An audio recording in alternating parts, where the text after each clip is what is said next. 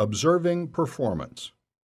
Look for evidence to support your impression of how employees do their jobs.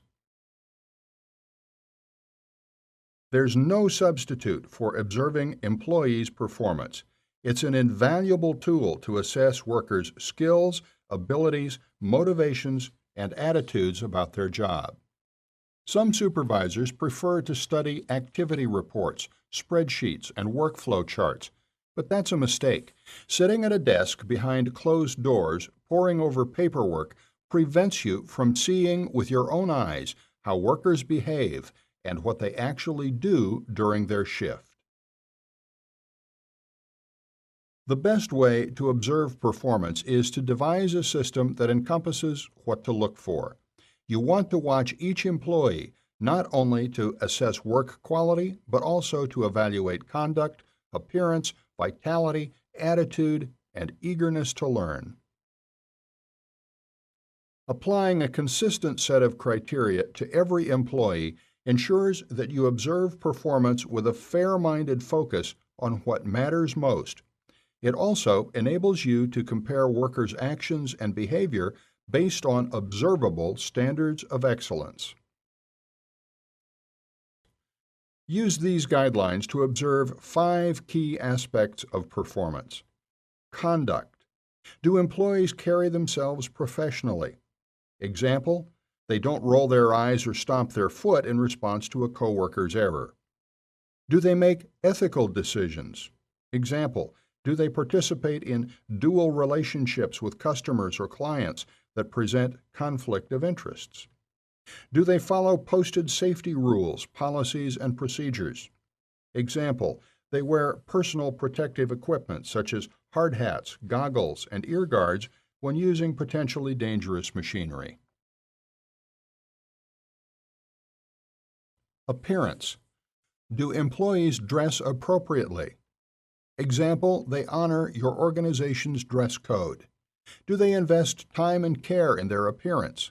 Example, they polish their shoes and wear neatly pressed or wrinkle-free clothes.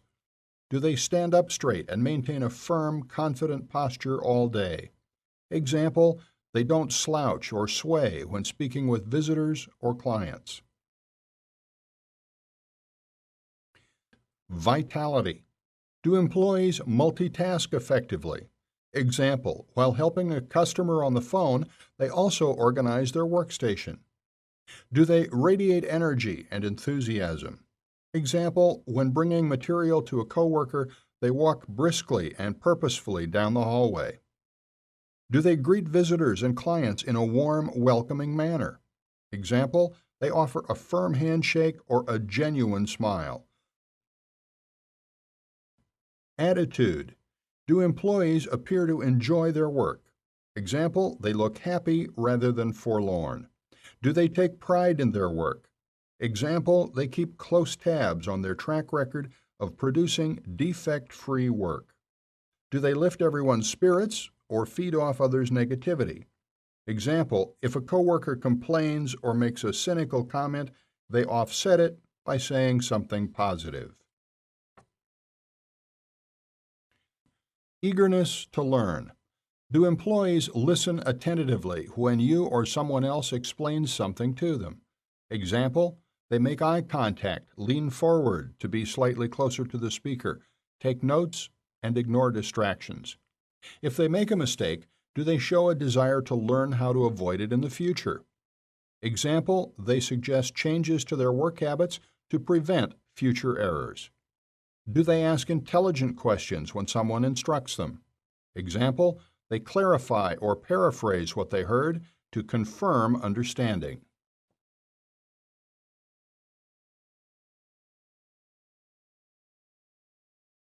A side benefit of observing performance is that you increase your accessibility. You're there to answer employees' questions, give feedback, and provide encouragement. And if workers see that you're taking an interest in their performance, they're more apt to go beyond the call of duty and give extra effort. Warning: don't appear to spy on workers by sneaking around watching them from the shadows. Instead, inform everyone that you will observe their performance on a regular basis to support their success, and make sure you observe everyone equally rather than devoting the most time to watching and documenting the subpar results of your poorest performers. Tip: take notes of what you've just observed only after you retreat to the privacy of your office. Then file your written observations in each employee's folder. Don't take notes in front of employees, or you risk making them feel graded and self-conscious. It's true. Surveys of supervisors routinely show that conducting performance reviews is among their least favorite parts of the job. By observing performance on a regular basis, you build a file of concrete information that you can incorporate into your next formal review. This makes the whole performance appraisal process far less oppressive.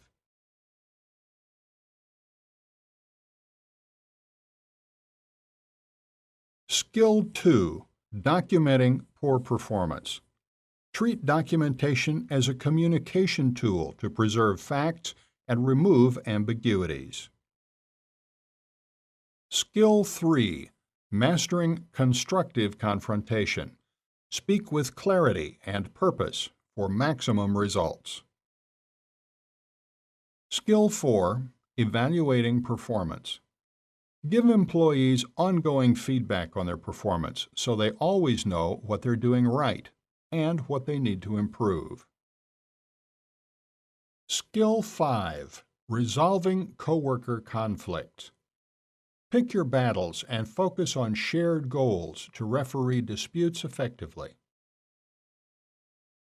Skill 6: giving feedback. Express both good and bad input with judgment-free specificity so that it has a more positive, lasting impact on the employee. Old-school managers fold their arms across their chest, bark orders, and tell workers what they're doing wrong.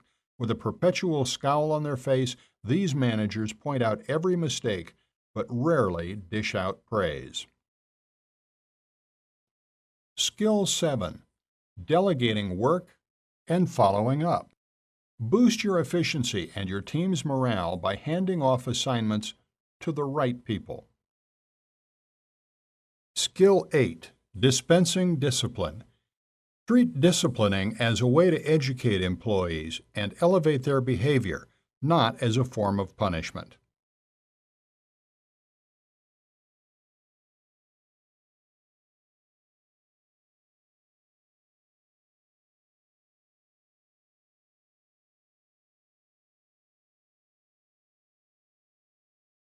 Skill 9: inspiring and praising employees to build morale. Energize employees by taking every opportunity to recognize their contributions and urging them to excel. Every conversation with your employees produces one of three results: positive impact, no impact, or negative impact. You want to create as many positive encounters as possible. Skill 10: building your team. By choosing the right people and getting them to believe in a shared goal, you lay the groundwork for a winning team. Skill 11: communicating effectively with upper management. Relate to the top brass on their terms and present your ideas as solutions to problems they face. Skill 12: investigating complaints and incidents properly. Take an unbiased, fact-based approach when investigating employee complaints. Skill 13: managing unfit-for-duty employees. Your top priority is protecting employees and providing a safe workplace. Skill 14: acting to prevent violence. Awareness of the red flags that can signal violent behavior can save lives. Know the conditions that breed violence and protect your workplace from toxic conflict.